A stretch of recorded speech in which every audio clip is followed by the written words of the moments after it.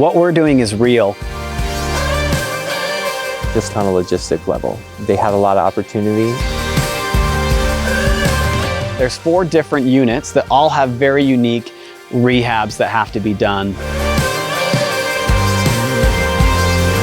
What are you talking about? You're talking about like the drug? Oh,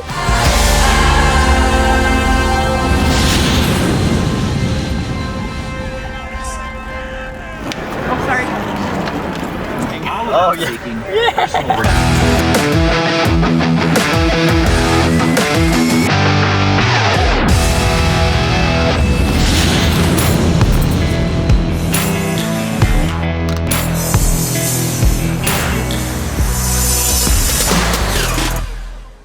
Welcome to episode 2 of 7-Day Flip with Tyler Jensen. I can't believe it's been a week since we were together on episode 1, but we have a jam-packed, incredible episode for you guys today. We're gonna dive into the deal. So looking at how they found it, what are the numbers, how much renovation does it need? We're gonna talk about some of the challenges that come up. There was a lot of things that happened throughout the week that they had to battle. And then we're gonna have a special surprise for you guys at the end where some people show up that Tyler may or may not have been expecting to show up on site in Salt Lake City. So without further ado, let's get rolling. Hey guys, I'm Tyler Jensen. This is my beautiful wife, Letitia. Hello. Say hi. I was always in real estate even before I knew Letitia. So I got into real estate when I was in college, and my dad and I started a company called Pay It Forward Enterprises. So it was all about how we could help people and pay it forward. And we started doing short sales and foreclosures and stuff like that. That was in 2008 when the market was bad. So that's kind of what took us into real estate. So I was still going to school, I had a full-time job. So flipping houses was, a nights and weekends type deal for me. I was working as a business manager, like in accounting. I did a lot of financial stuff, and I just knew that corporate America wasn't my thing. I would only get 3 weeks of vacation every year, and I just didn't love that. I wanted freedom, but I also wanted financial independence. We started our business and started rolling. I wasn't very efficient. I was doing a lot of the work myself, and then I'd hire a contractor. So then we started ramping up a little bit. We did a couple flips at the same time, so we had 3 or 4 flips going. We closed on 2 of those flips, and that was enough for us to live off for 6 months. And so I told my wife that we were gonna do it for 6 months, yep. And that she wouldn't notice a difference. So the office now was gonna be in the basement instead of me driving to the office. I would pay us every 2 weeks, we'd have health insurance, and that was that. So she gave me 6 months. 6 months. How was that decision for you? Yeah, well, it's good now, but It was scary because I was going from a very high income job, and I quit my job, and just with my wife, we just said that this is what we wanted to do, and it was my dream and my passion, and we haven't looked back since.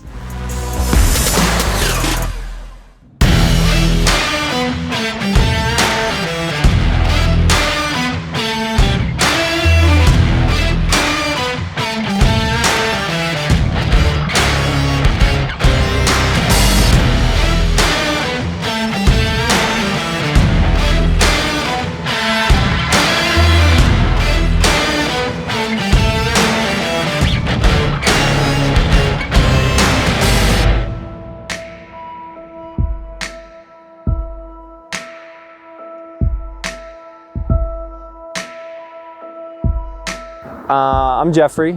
I started working with Tyler as a contractor through somebody else. After that, we continued to work progressively together, one project after another, and eventually became project manager of his whole team, running our crews, numerous others, and here we are today.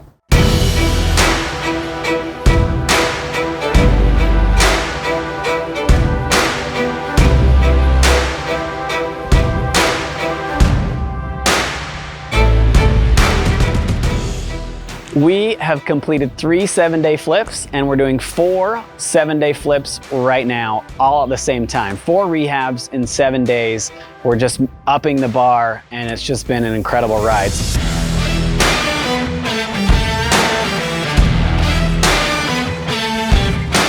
I don't think it's ever been done, ever. I think we're probably the trailblazers, as you might say, for doing rehabs this fast.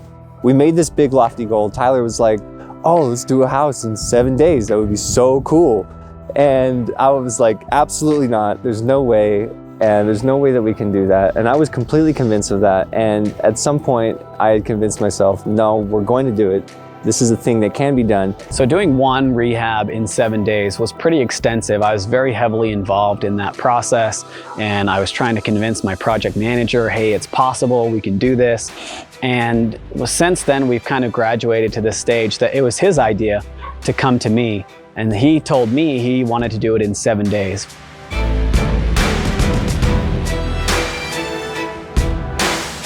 We found these two properties that are right next to each other, which makes logistics really simple to do 4 properties in 7 days. Just on a logistic level. They had a lot of opportunity. The units are separated. We recently acquired some really good contractors who are coming through for us on a big way. We were able to train them on how to do it. And I mean, that was a huge deciding factor in this. The location was really great. The amount of work that needed to get done, the fact that we were doing it to certain finish levels, you know, like a lot of that just played into it.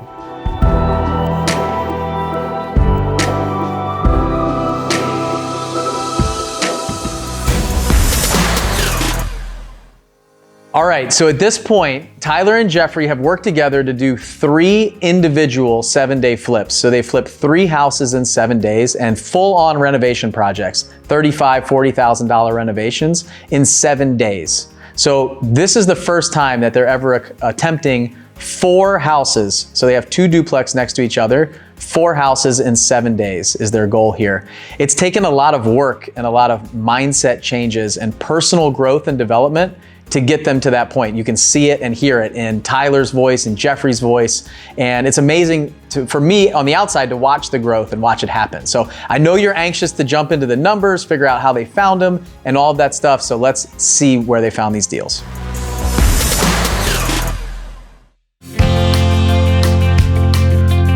Oh man, let me tell you about these 7-day flips that we just found. They're awesome. We were looking on the MLS for actually the property that was next door. And we went and met with the homeowner and we couldn't strike up a deal. He wanted more for his house than we were willing to pay. But he said, hey, I have these 2 duplexes right next door. Would you be interested in those? And we said, absolutely, let's go take a look at them. So we negotiated, we went back and forth. They were an off-market property. We found them through the MLS. We ended up not getting the house on the MLS, but we got the 2 duplexes. So we agreed on a price, something that would make sense. And then we looked at kind of all different things, our exit strategy, what our plan was. We wanted to really keep these as long-term assets. So we wanted to rehab them, force the appreciation, refinance them, and then keep them as long-term assets, pull all of our money out, and essentially have an infinite returns on our money and our assets. So that was the first strategy. We can always retail them. We can always put them back onto the market and sell them to a landlord, someone who would want to have tenants and keep that rental income and that cash flow coming. Unit number 1 and number 2 both had meth in it. And so we had to decon it through the county. So doing that in 7 days is really a challenge. We reached out to the county. We got everything in order. We got everything done, ready to go, tested. While this is in escrow, we haven't even bought the house yet. And then coronavirus hit, all of that kind of crazy thing happened. So the county was out. But anyways, we were able to work with the county. We figured out the meth problem. We wanted to keep our guys safe.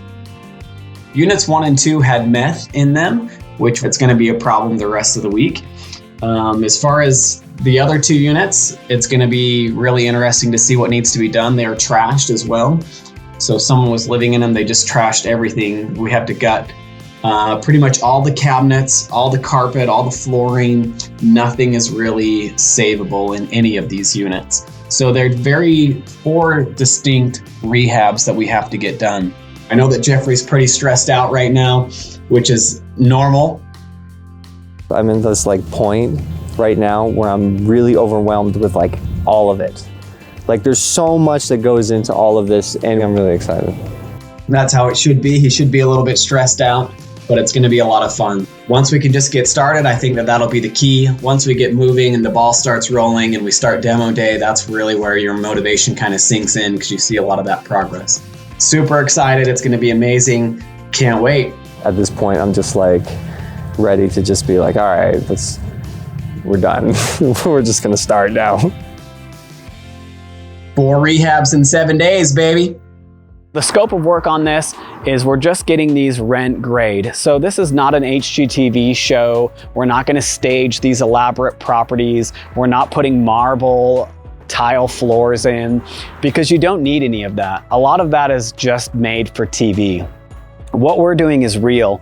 Why are we doing a rental grade? Because these are units. Who's gonna buy these properties is a landlord, someone that wants to rent them out, that's turnkey. It's really simple for them. They get a nice product. Their renters are gonna love it. So with that being said, there's 4 different units that all have very unique rehabs that have to be done in those units. Am I worried about the project like going off? You know, like, no, it's gonna happen. We've picked the team that has the tools, they've got the capability, we've shown it before. Now we're putting them into a new environment and slightly tweaking it a little bit. I'm pretty sure we've got it figured out. At this point, we've got everything is much in line, right? You know, will it go off absolutely perfectly? No, it's not going to. But nothing ever does because we're constantly moving that needle to the next harder thing. It's never gonna go off perfectly if we always do a new thing, right? And that's slightly part of the point here, right? We're learning something new every single time, a little bit more, a little bit better. 6 months ago, I was trying to sell him the idea that we could do a property in 7 days. And then he's coming to me trying to sell the idea that we could do 4 rehabs in 7 days. So to me, that was a huge game changer, that I felt like my team was taking ownership and that they wanted to keep achieving and raising the bar and just growing as a business. So they finally caught the vision of what I was trying to do and what I was trying to achieve. So I've been very little involved in this 7-day flip. So 4 houses in 7 days, they've got them set up, they're ready to go, but I wanted to dive in a little deeper on some of those things. Tyler talked about meth. He talked about coronavirus. He talked about some other problems and issues. He didn't dig in deep into the numbers. So I'm gonna get on a call with him and we're gonna go through the numbers right now. Let's talk a little bit about like what you guys bought it for, how much you put into it, what they're worth right now. So what were some of those numbers? So when we found these properties, he wanted to sell them both at the same time. So we made him an offer for both of them as a package deal. And that was $360,000. So our ARV on that was 540 combined. Again, it's a package deal. That's how we analyze these duplexes. So we bought it for 360. We're going to put about 50 grand into it as our budget. And so we want to just make sure that we can hit that 50 grand. It's about 25K roughly for each unit. And then it'll be worth $540,000 when we're finished. So we don't know, it's rental grade property. So we don't need to spend a ton of money. It doesn't need to have elaborate flooring and it doesn't need to have 3-tone paint colors and all of that. Our biggest priorities are the utilities. We want to make sure that it's functional and livable and that it's safe. And then also that it looks good so we can rent it out and sell it retail, or we can keep it for ourselves and keep it as a rental unit. Okay, so $360,000 purchase, $50,000 renovation is $410,000 with an ARV of $540,000. So you're going to have like $130,000 of equity in these 2 properties. Is that right? Yeah, roughly, depending on a few variables, right? But that's the plan. And you'll be cash flowing these if you guys do decide to rent them out. So you've got a couple different exit strategies, right? One is your primary plan is to rent them out. Is that right? Yes, sir. Okay, and then what's the backup plan? The backup plan is we can always retail them. So they're in a good place. They're 2 different parcels, so we could even split them up if we needed to.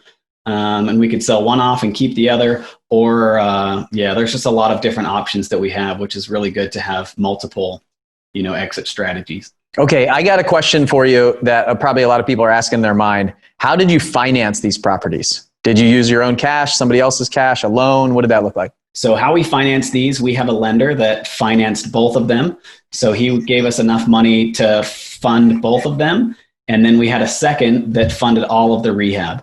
So that was the plan, is to have someone fund both of these and make sure that we didn't have to put any money into it. So I'm $0 in it right now. That's awesome. So $130,000 of equity, none of your own money into it, and then you could cash flow it as you rent it out. So after you rent it out, if that's the strategy that you guys go with, What do you do? Do you keep the lender in there? Do you refinance the lender out with a bank? What's the plan there? Yeah, the plan is to refinance them out. It just depends on long-term financing and what we can get as far as a good rate. But we would definitely refinance it out. And if it made sense, we could do a cash out refi as well. So we could actually pull out some of our profit and cash out that way. If we just wanted to refinance out the private money lender, then we could do that as well and keep the equity in the property. That's incredible. So for those of you guys that are watching that aren't used to this, you could buy, renovate, rent out, buy, renovate, rent, and then refinance the money out. And so what you see with this is that money that actually comes out of the property too. If he takes his equity out of the property, that's money that comes into Tyler's bank account that does not get taxed. So it is an incredible strategy that you can use you won't see tax on that money until after you sell. So an unbelievable way to do it. And there's some seasoning requirements and lots of different things that could potentially come up, but $130,000 of equity to be able to pull that out and only have, I don't know, anywhere from 4 to 5% interest rate potentially on a rental property. I've seen as low right now when we're shooting this of 3.5. It's just amazing. So that kind of takes me a little bit into the lending environment, takes me to the coronavirus, right? So you talked about all the stuff that's going on. So we were, as you guys found these properties, was that even happening? Was that a thing when you were negotiating this? So when did that come up? Yeah, it was the very 1st of March. So coronavirus was still new. It was happening in China. A lot of that stuff, it really hadn't come to the States full effect yet. And then right as we started to prepare for this, coronavirus was in full effect. So everything was in lockdown. All the airlines were shut down. So it was kind of crazy. And it was just a weird time that it just happened so fast. And then of course, we just talked about long-term financing, that all of that kind of froze up right in the middle of this process, that all of that long-term financing went away. Lenders got scared. I know that we had a couple lenders that you and I both work with that kind of just froze everything and said, whoa, we're not lending anymore. We need to be a lot more cautious on what's happening. So that was definitely a game changer that we had to work through as far as the financing side. But as far as the other side, we were worried that we weren't going to be able to get 20 guys on site because we were all on lockdown. So that was a challenge too. We had to be really cautious about that, on how many people we could have and how we could keep our guys safe. And it was all still new. So we didn't really know what was happening with coronavirus. So it was all just this really learning curve, and the fear was starting to build, and it was just the unknown when we started it. So it's probably really good that you had a private lender lined up, because all the financing was drying up, stuff like that. They could have stopped your loan going through. So you had a private lender lined up that was ready to finance the purchase and somebody else to finance the rehab. So really powerful stuff. You absolutely should be using private money in conjunction with hard money if needed, and figure out what are your backup plans. So this was a wake up call, the coronavirus, right? So you also talked about meth. So you mentioned it a little bit. We like show a little bit of it in the episode, but it's like, what are you talking about? You're talking about like the drug, meth, amphetamine? If you've ever seen Breaking Bad, you know what I'm talking about. So someone had cooked, instead of using an RV, they had cooked the meth in one of these units. And so we knew that coming in. It was part of the seller's disclosures that they disclosed to us that there was meth. It was contaminated. It was hard to miss because it had a big pink sign on the door that said contaminated, do not enter. And so we knew that going into it, that we were going to have to deal with meth. So before we even bought the property, we reached out to the county. We started getting permits in order. They were shut down. So it was really hard for them to get a response. And we had to have someone come out there and test the levels. And so we have a really good friend of ours that does a lot of that meth remediation. And so he came out and we told him what we're trying to do. Hey, we want to try and flip this house in 7 days. But we can't do that with meth. I don't want my guys to go in there. What do we need to do to get this done? So we worked out a plan, and he said that he would come in on day 1 of our 7-day flip. He even came in the night before and just made sure everything was good. They came in and they deconned the whole thing in a couple of hours for us, and we just stayed out of that unit. And then, so then it was safe enough that my guys could go in, but we still didn't have sign off on the county. So we had to wait for them, and we had to call them. We called them like every hour just to get them out there so we could do it safely. So meth is bad, man, but we totally did it. And we just planned. Again, it's all about planning and preparation. We knew it was there. And we had guys that came and helped us out, and we couldn't have done it without them. So it was a really cool process, but it was super challenging because of coronavirus and no one wanted to come in the house. The county wouldn't respond. So it was just a lot of work to try and get that remediated. Is meth common in your area, that when you buy houses like this, that you're used to having a meth house or people are cooking meth in the house? Yeah, we did a house once that the FBI had actually raided. So they had smashed in windows and they had a full-on meth lab. Yeah, that's fairly common in our market. Just because we're lower income, we're kind of in not really the ghetto, but kind of the ghetto. And so that happens a lot, and we have to deal with that. I don't know how you would describe that. Probably 1 in 10 houses have meth in it. Okay, so up to this point, you had done 3 7-day flips, and now you had these 2 duplexes next to each other. You had under contract for $360,000. You knew you were going to put $50,000 into them, and you're going to have a ton of equity. Primarily, you're going to rent them out. So you announced this to our mastermind group to say, hey guys, does anybody want to come and follow us along during this? Because you presented at Flip Hacking Live. You showed people how you guys did the 7-day flips that you've done. And now you've got this new project, right? This Roger Bannister type moment where I talked about how you're breaking the 4-minute mile. Now you're going to figure out how to break the 3-minute mile, right? So you kind of announced that. Why did you do that? And how did you do it? So what was going on in your mind then? It's all about giving back in this group. And part of the mastermind is that I took for so long, which I know you can relate to that, Bill, that we just kind of took everything that we could to help build our businesses. And then we finally reach a level that you feel confident in what you're doing and that you're really good at it. And so I wanted to reach out and I wanted to help other people because I understand the value of flipping these houses a lot faster than 6 or 7 or 8 months or whatever it is.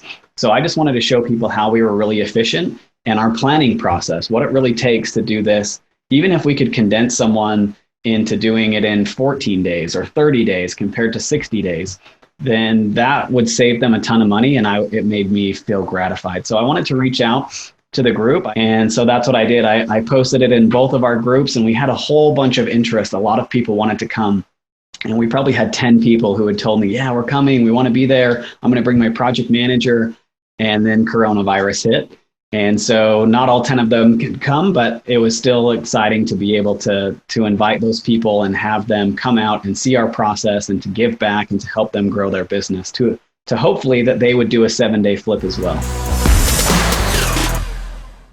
I hope you guys enjoyed jumping into the numbers as much as I did. That's the part of the business that I absolutely love. Creating equity out of thin air. Real estate is so powerful because you can take a distressed asset, you can add value by renovating it, and then he's produced over 6 figures in equity in this property for his business, himself, his family, and they're gonna put some tenants in there potentially and rent it out, and this is gonna produce monthly income for them over and over and over again. Absolutely amazing.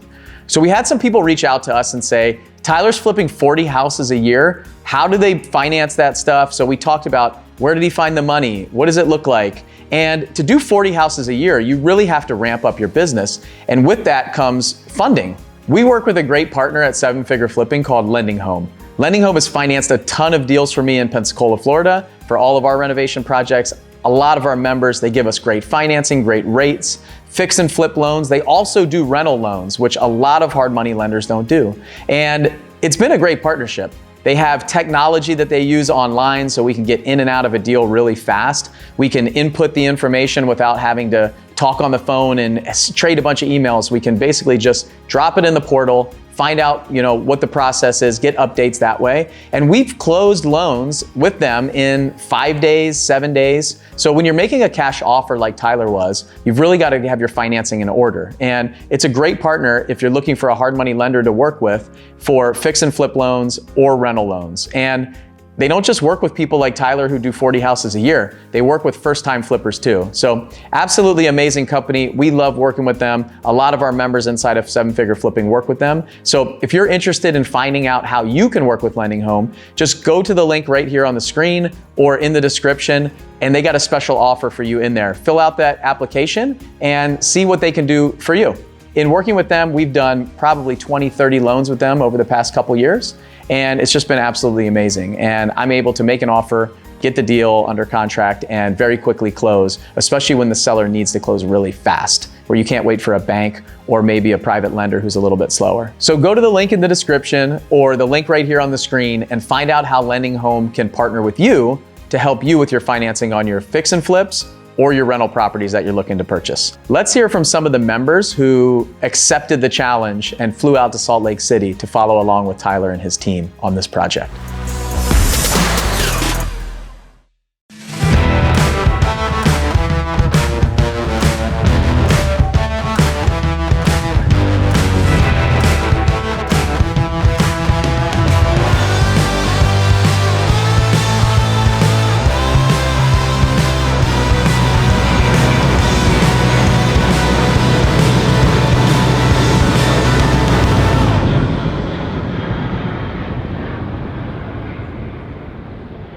So Tyler and I just got done talking about all the details of the project, the scope of work, the budget, that kind of stuff, coronavirus, meth, and that he put the kind of call out to our 7-figure flipping members to say, do you guys want to come and watch this? So today I've got a couple of the members that said, yes, I want to come. So I want to find out a little bit more about how they heard about it, why they decided to come, what some of the challenges were. Hey, how are you doing?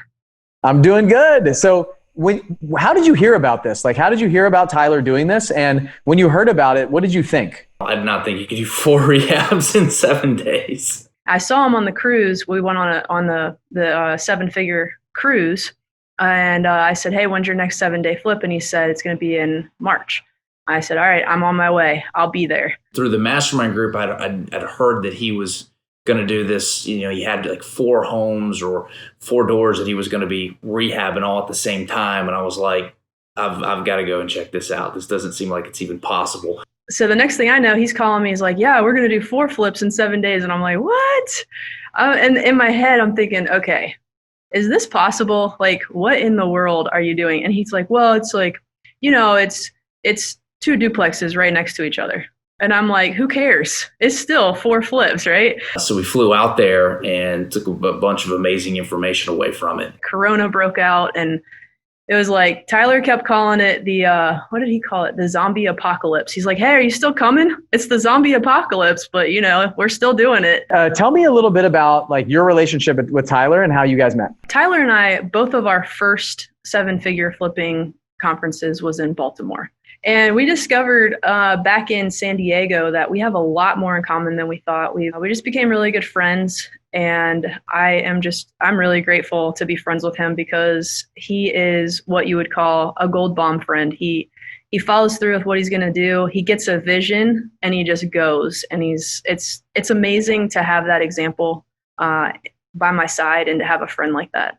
You said, I'm going to be out there. Like, it doesn't matter when it is. It doesn't matter what I'm doing. That was before the coronavirus hit, the zombie apocalypse, all the stuff that you just talked about. So what challenges did you have did you ever question not going? What kind of was coming up? And what were some of the things that could have stopped you from showing up? There were a lot of things that were happening that were, stumbling blocks in the way of keeping us from going out there. Even to the very day of me going. I mean, I was having my doubts. I'm like, should I go? Because the media was just really pumping it up. But then when we sat down and we had a little family council and we had a prayer, everybody felt at peace. I was really anxious to get one of our project managers out there. We originally were going to have both of them come out, but one of them got sick, couldn't make it. And then you kind of had the whole COVID thing that was just starting to come out. So we were like, should we do this? Should we not do this? We're kind of on the verge, but we ultimately decided this is something that I think would be a huge benefit to our company. I mean, even if we could just shave a month off some of our rehabs, this would save us a ton of money and interest costs and carrying costs in the long terms. What was going on in your business? Were you able to unplug from your business, or were you concerned about that at all, leaving for a week to go see this? No, I wasn't really worried about it. I knew that the trip would pay dividends in the long run. It kind of, uprooted the business in a way. And I told my project manager, I said, this is going to be huge for our company. And so it didn't really matter what we were doing, like uprooting it a little bit. The 2 weeks that we were out there, it didn't matter. It really didn't, because in the back of our minds, we had already told ourselves, this is going to help our business. This is going to be huge for us. And so we went. So we're trying to get more efficient with our rehabs. We're trying to get costs down. We're trying to streamline it where our project managers aren't trying to do as much managing. We're trying to get our interest payments down. As you know, as a flipper, one of your biggest costs is going to be your interest payments that you pay to your investors on these flips, and the amount of money you have to raise for these projects. So that if you can do 10 rehabs a year with the same amount of money that you did 5, because you're turning and burning these things faster, then that allows you to use the same amount of money and do less. You don't have to raise as much private money. It also reduces your carrying costs. And if you're doing something more efficiently, then your risk goes down, because you're in and out of these houses faster. Where if the market changes and you get caught with a bunch of properties, then that can affect your profit line. But if you're able to turn and burn these things really fast, then the market can't catch you. You can get it in and out before that happens. Awesome. What were you hoping that your project manager got from this? What were the expectations for him to take away? My project manager, and myself included, were struggling with the idea that you could flip a house in 7 days. He did not think it was possible at all, or he was thinking, oh, this is going to be something that's just a shack that's put together and paint and carpet are thrown into it. He didn't think that he was actually going to be doing like a full renovation to the house. So he really struggled with it, and I knew that Tyler had accomplished it in the past, so I knew it was possible, but I needed to see it with my own eyes. Seeing is believing. So really, we flew him out there to get a complete mindset change on what he thought was possible. I had introduced the idea of doing a 7-day flip about a year ago, and he was like, oh yeah, okay, cool.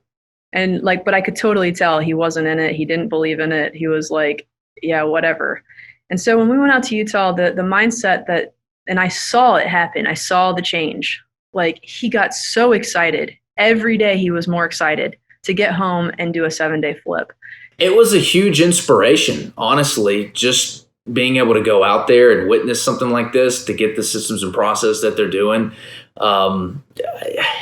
Again, seeing is believing on all this stuff. And it was a total game changer. The way we run our rehabs is completely different than before that trip. Stay tuned. On this episode, we talked a ton about mindset. We saw the difference and changes in Jeffrey and Tyler as things changed and evolved. The entire team, the entire staff, our members talked about how their mindset was going to change. And that's really important in this business. It really is all about mindset. So what I put together for you guys is I created a video about mindset. And I know for me, in the last 5 years, mine has changed a ton. And a lot of it has been from working with other people and them showing me what I need to do and just developing over time and developing myself personally and professionally. So what I did was I put together all the things that I've learned over the last 5 years. I slammed them into a short video that you can get right now at the link right here on the screen or down in the description. So for free, no strings attached, download the mindset video. And I know that it's gonna help you. If you're regardless of where you are, if you're just getting started or if you're growing your business, this video will help you get in the right frame of mind to be able to develop yourself and grow personally and professionally. So click the link here or click the link down in the description and grab this mindset video before it's gone. About a month before all of this went down, Tyler called me and told me that he was flipping 4 houses in 7 days. That was his plan. And I was the same way. I was like Letitia and I was like Jeffrey. I was like, no way, you're not doing that. And as we started talking about it, he said, hey, wouldn't it be cool if you brought your videographer, Andre, out and videotaped the whole thing? And I said, yeah, that would be incredible. So we started coming up with a plan of how. We started trying to figure out how that would work, what we would do, the structure. I was talking to Andre, we were working on timing. And then I looked at our calendar and all the different things that we had going on, and I was like, there's no chance that this is happening. We had Flip Hacking Live planning starting. We had a mastermind meeting coming up. I was hiring some people, training, onboarding staff. We were growing the company, we were developing some new things, and we just thought it was overwhelming. And I remember sitting down with Andre and just said, I don't think it's right. So I called Tyler after a couple weeks and said, hey man, I don't think we can come out and do this. It's just gonna overextend the team and the staff. And he said, okay, no problem. And so we started working on some ideas of how maybe he could have somebody follow him around and shadow him around locally. And so we looked into some of those ideas and concepts. And then I found out that Brandon and Dana were going too. And he called me up and he said, hey, is it okay if I invite some members? I said, yeah, absolutely. Invited them out. I find this out. And now I said, oh, we're really missing out here. So the coronavirus hit, all the things that we've been talking about, it was all pointing to don't go, it's not gonna happen. And about a week before, I was having a meeting right here in our office with Andre, my videographer. Tyler texted me while we were there. He was saying, man, this is gonna be so awesome. He's making me jealous. And I looked at Andre and said, what do you think? Can you go? And he said, his daughter, school was closed, was home with his wife. His mom is here from out of the country who doesn't drive and doesn't speak English. And for a week, he's gonna have to be gone. And he just looked at me and said, I think we need to go.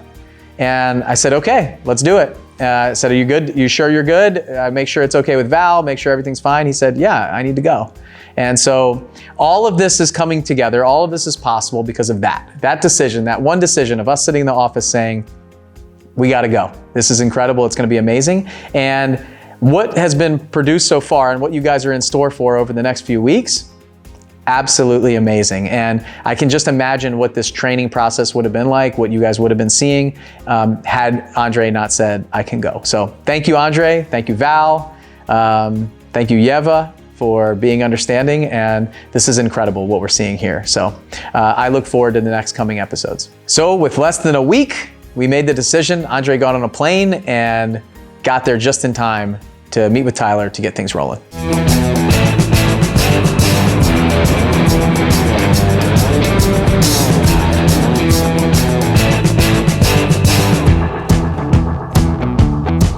Oh, yeah.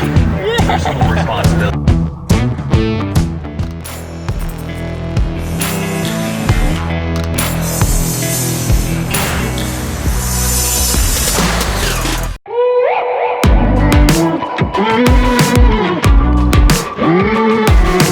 You just got to motivate the crew. That's the most important part of this process. 7-day flipping, it's our jam.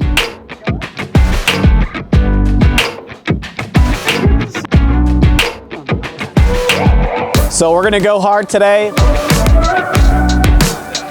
Best day ever! Woo! Confidence, I love it.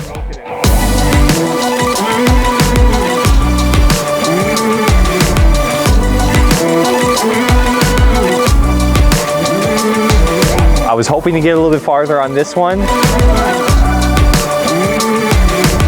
having dinner, I'm cooking steaks on our Traeger. It's gonna be exciting. We'll see.